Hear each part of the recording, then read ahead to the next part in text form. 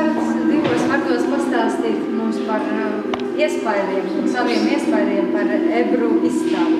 Jā, prieks, kad esmu šodien nonācis šajā izstādē. Ļoti interesanti darbi, atmosfēra fantastiska, brīnišķīgs veids, kā atslēgties no ikdienas, teiksim, mazliet vairāk pievērsties sev un apdomāt arī neikdienas lietas. Jā, gribu teikt, ka pats esmu arī izmēģinājis un kā Irina teica, tur nav jābūt māksliniekam, nav jāmāk zīmēt, nav jāmāk zīmēt perfektas figūras un tā, jo zīmējumi tiek veidot no krāsām, tās ir emocijas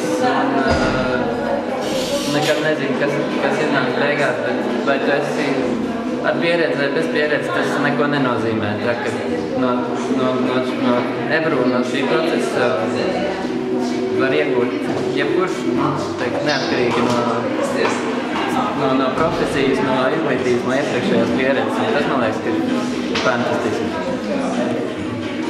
Liels paldies!